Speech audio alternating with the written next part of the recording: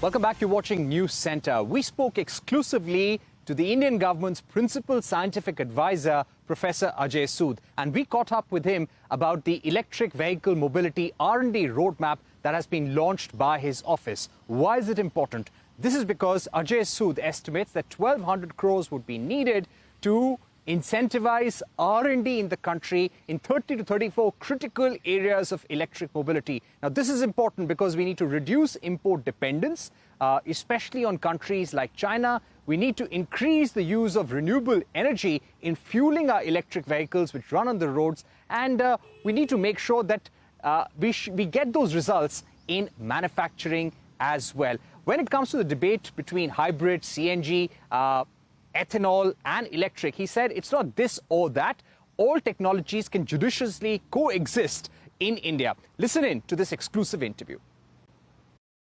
In the first half of this year, from January to June, almost 9.3 lakh vehicles, e-vehicles have been introduced. Of course, almost 89% is two-wheeler and three-wheeler, which is good for our, because that's how our economy, we don't have to copy the West, but there are four-wheelers also. So you can realize that this mobility sector is a very important component in our economy, at the same time meeting our sustainability goal. Right now, this growth which I mentioned is fueled not fully by indigenous technologies. So there is a import component, and what we are asking in this report, the whole premise of this report is, what do we need to do now in R&D so that we have the leadership role 3 or 5 years down the line.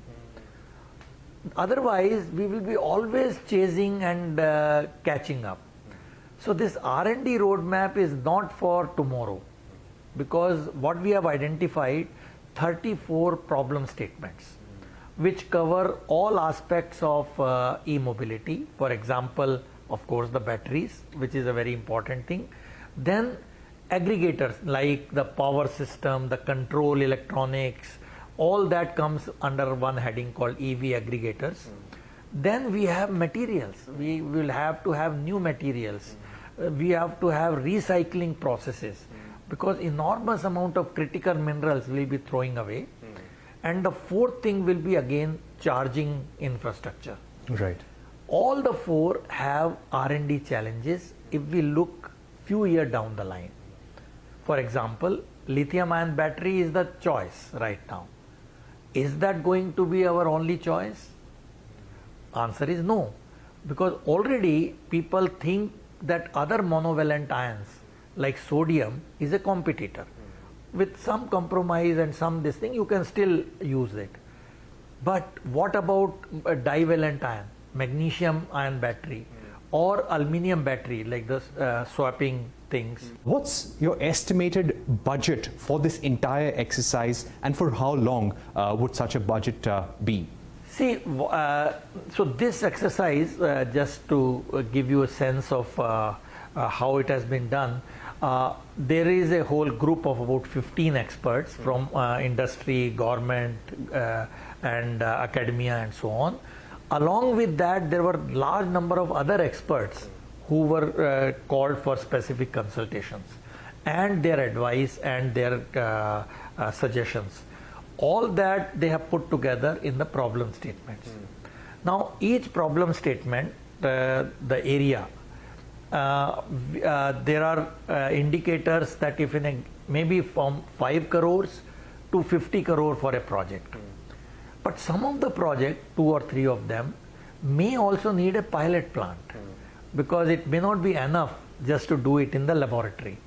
So what estimate in this report, which is will be in the public domain now, and for consultation, expert group feels that about 1,200 crores in 3 to 5 years can set us rolling. And how will this funding come? That might be your next question. So now we have to take it to the funding agencies, funding bodies, like National Research Foundation is one possibility. other government department, because Ministry of Heavy Industry, Ministry of Road and Transport, all of them would have some resources in Science and Technology Ministry. So our goal is, this exercise has led us to identify this. Right. Now let's put a whole of government approach, or whole of India, along with industry sector. Right. So also now when you speak about this 1,200 crore estimate that your entire team has prepared, which now has to be taken to different departments of the government, how would you like to deploy this? And which are the companies whom the government would like to collaborate with or give these funds to? On what basis should these companies be chosen? So the detailing has to be worked out. What we have done, if you look at our report, we have indicated for each area possible labs which are already having some expertise and some industries, but it is not exhaustive. If somebody says I have been missed out, we'll definitely be happy to include. ऐसा नहीं है. It's not the kind of written in stone and everything is sealed. No. So what we have done is, we means the expert groups.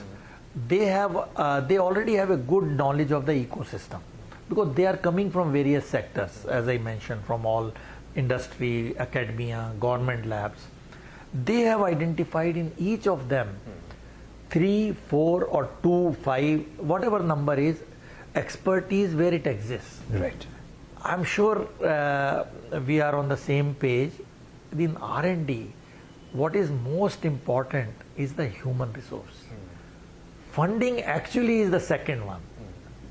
Because if you do not have the right people, where will you deploy these funds? So the human resource is distributed in our framework, in our ecosystem. We need to bring them together with a challenge. And people do come forward. We have seen it. So once we have a challenge, what we are asking for, I'm sure both the sides, human resource and the funding, should come together. What I would also like to ask you next, that there are already a lot of technologies which are there around the world. Today there is a debate on whether India should only focus on electrics for the future, apart from alternate fuels. Is hybrid also a way out? Certain state governments like Uttar Pradesh are giving a road tax waiver on hybrid vehicles. Do you feel that that is a technology that we need to make cheaper in India, or do you feel that it's not? No, I would say it's not this or that. It has to be this and that. Actually, a few months back, our office has come out with the right energy mix for the country. So that report is available. That was prepared by, again, with the help of our office. There we have identified what is the energy mix. So it's not, e-mobility is one sector, but we are not saying that it is 100% that. Supposing if there is a judicious mix of e-vehicles with some hybrids and carbon capture, for example, could be considered.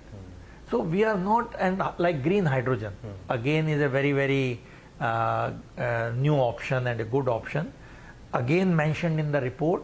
But we have not focused on green hydrogen because there is a green hydrogen mission which is doing under road transport. So we have tried to avoid those things which are being covered. Right. So you're saying that it should be technology agnostic, and we can go with a judicious mix of vehicles. I completely agree. Now, would you say the most important aspect of R&D in the next few years would be what is really powering and fueling our electric vehicles? If we are going to get the energy for that from coal, from thermal, it will not save the purpose of the environment. Not at all. Actually, you have said absolutely the key point. This recharging infrastructure, which I mentioned as the fourth vertical, and also fast recharging. It's not, now people are talking of 10 minutes recharging, 15 minutes recharging, also remote charging. Without plugging in, can you do it? Good news is, for low energy density, solutions exist now. But in the report, you will see for high energy density, how can you have this distant charging? Around the world, it's not a solved problem for high energy density. So can we play that role? Can our scientists and engineers take up the challenge and come to that? So that's the challenges we are throwing. Because you will realize that defining the problem is 50% of the job. Whether it is in research, whether it is in business or anything, if you bet on the wrong horse, obviously there is no hope. So this roadmap, what I feel is a very, very good guide how not to lose track of our goals. You can tinker with it, that's not the issue. It's not that 100% you, but it tells us what to do, in which direction. Right. Coming back to electric mobility, what is the current extent of our imports from China? Because this is a cause for worry for the Indian government to reduce imports from China. Is that a worry for you as well? And is this? It is a worry, it's a concern. I do not have the numbers, quantitative numbers of the import. I have asked my team to look at it, and we will have to see, because this import, you have to see from China is one example you are giving, but it can be indirect export also, import. We have to take care of all of that in a comprehensive answer. But we really need to encourage our R&D resulting into manufacturing. Right. That's the bottom line. Direct results. Direct results. It can't be that it TRL 5 sitting in the lab. No. It has to translate this value of death, 6, 7 or maybe 8, and then industry should take up that.